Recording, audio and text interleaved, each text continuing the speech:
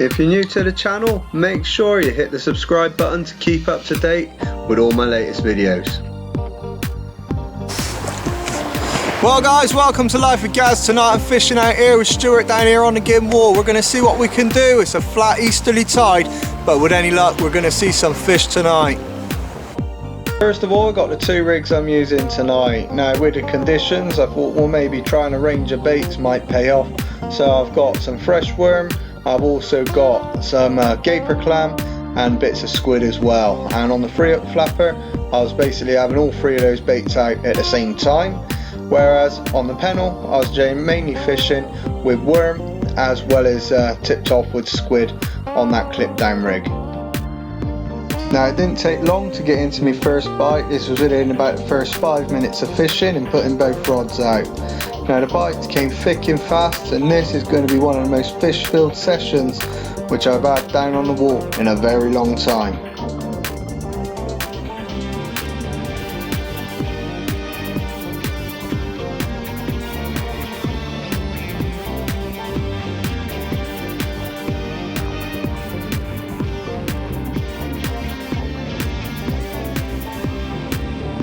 The first fish to open the account with was this whiting.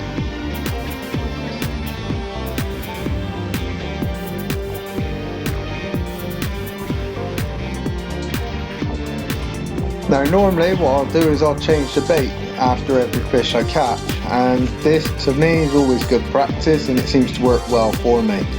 But the rate the fish were coming in tonight, I wasn't changing the bait every cast. I was letting the bait really tear up before I did, because if I would have changed the bait after every fish, I'd have probably only fished for about an hour before I'd ran out of bait for the whole night.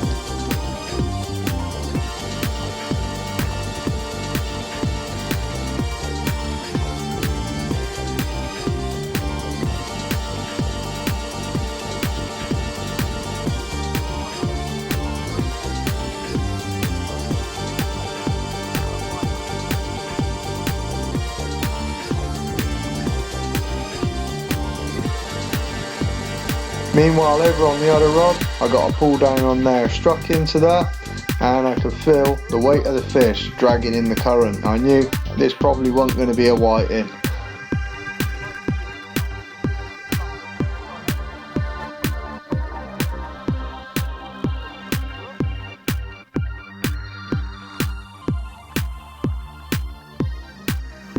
And the reason why he felt heavier than a whiting, because this turned out to be the first dogfish of the night.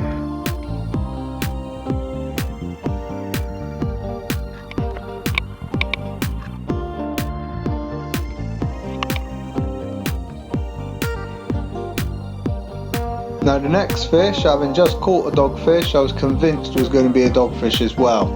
There felt like there was a lot of weight there, and that weight stayed quite consistent all the way in. But this fish wasn't a dogfish at all, actually turned out to be the biggest whiting of the night. Albeit, he only weighed in at 10 ounces or 11 ounces, and that makes me think maybe there was another fish on there that may have dropped off the top hook on the pennel. Now it wasn't just me who was catching the fish thick and fast, Stuart were pulling them in at a good rate as well.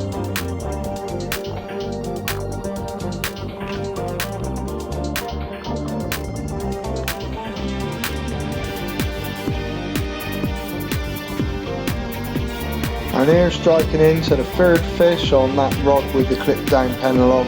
Now I hadn't changed the bait on that one yet, but I was starting to see that the squid and worm combo was absolutely devastating, pulling in the next whiting of the night.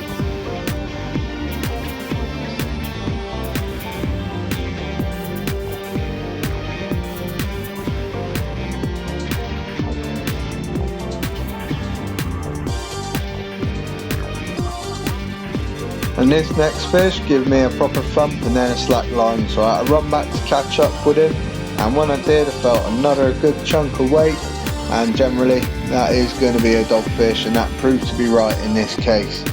Now I find with dogfish, like I've said in previous videos, if you try and fight them, they'll fight back. If you just bring them in gently, they just follow the hook in.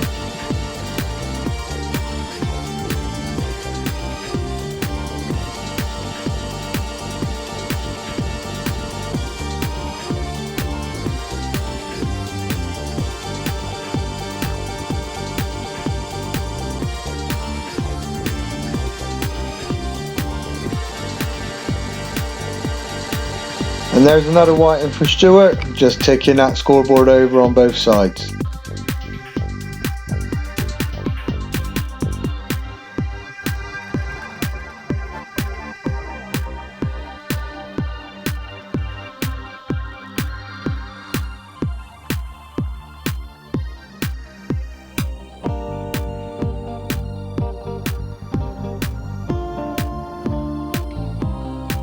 Now once again the rod tip started rattling and was into our next fish. Now just like all the fish, the squid seems to be doing quite well, so at this point I started making up lots of baits with squid tipped off, tied on with bait elastic, and this done well all night.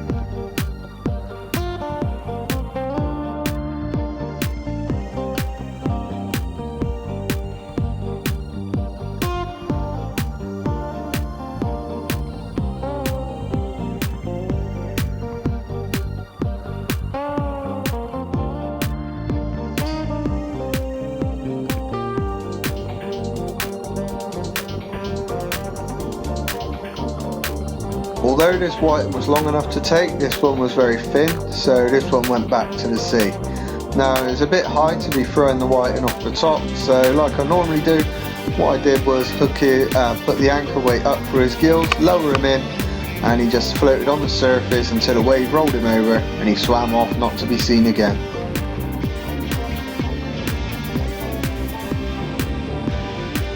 Now as I was releasing this fish, Stuart had pulled in a dogfish, and this fish was incredibly deep hooked. He'd taken the hook as far down as I think I've ever seen a dogfish take one, and it turned out to be a two-man job just to retrieve the hook, with both of us trying, failing, but we didn't give up. We got the hook out before that fish went back to the sea.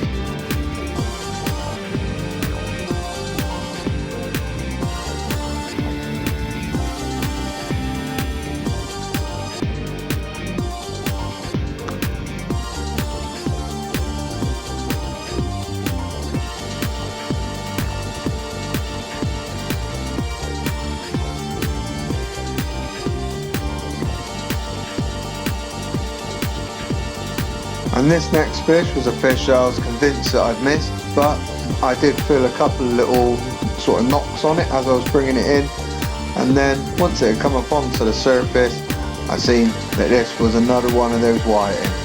Now this whiting has been taken on a bit of gaper clam, which I put onto that pennant rig, and gaper clam, it's not my favourite bait, but it does work in these situations.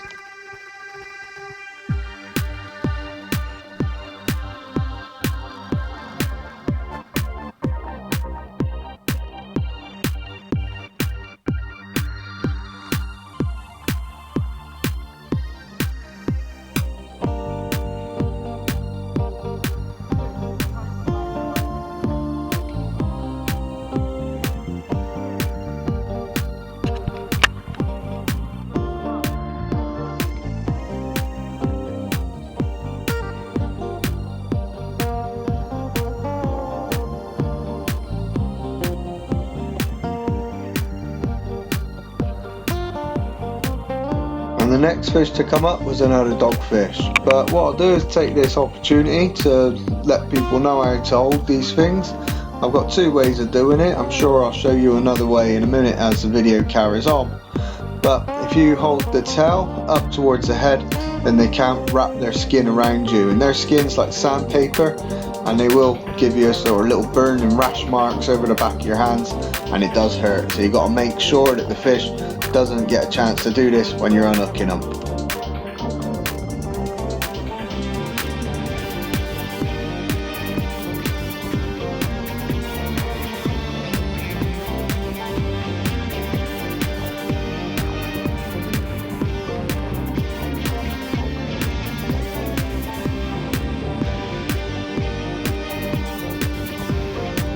This next little whiting coming in now is the fish which is special because it takes me into double figures. That's the 10th fish of the night so far. But the question to ask with fish like this, did he take the bait and it fell off, or did he just take a bare hook? And there's Stuart again, and this time he's got two whiting coming on the same pennel rig.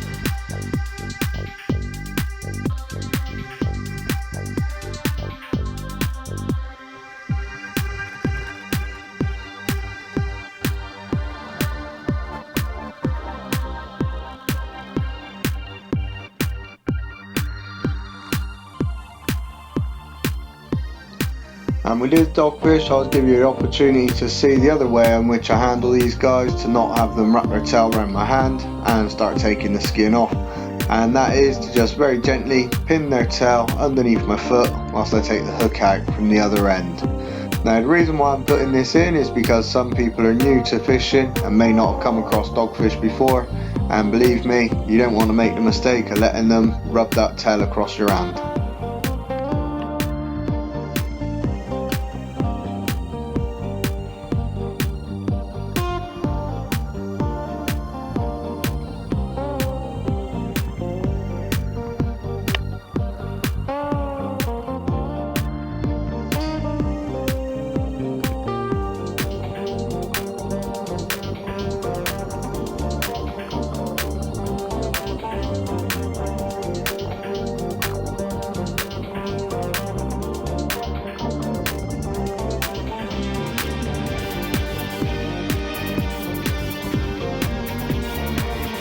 And there I am into another dogfish, and these guys were coming in really thick and fast all the way through the ebb and just leading up to high water.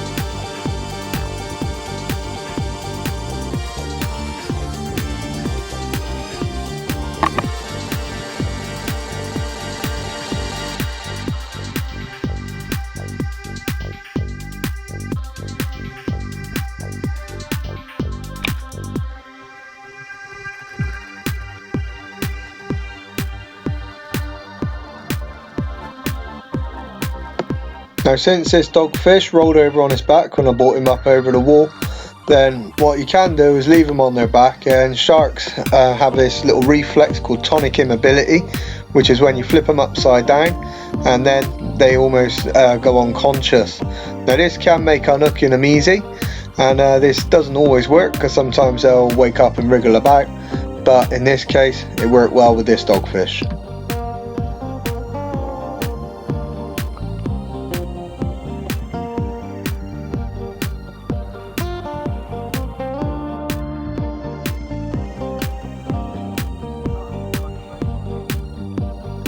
And something I noticed is on the ebb, the dogfish seem to change their tack, and as soon as you hook into them they seem to want to fight back. Now dogfish do occasionally do this, but it's more often than not the case that dogfish will just be dragged in rather than feeling any thumps or jerks on the line. But the last few dogfish I had were all thumping the line and trying to pull back just like another fish would fight.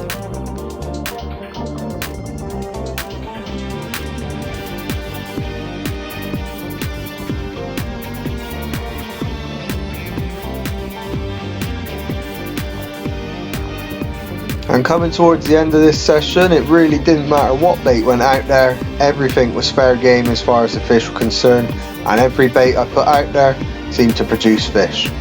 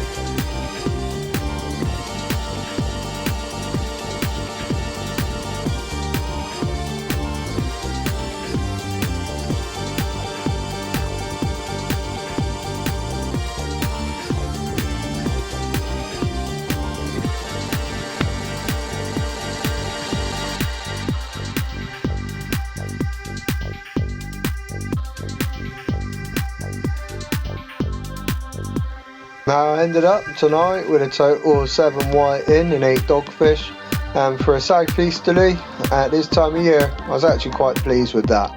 And every whiting I caught was actually oversized, even though a couple went back. I managed to bring a couple home to feed the family.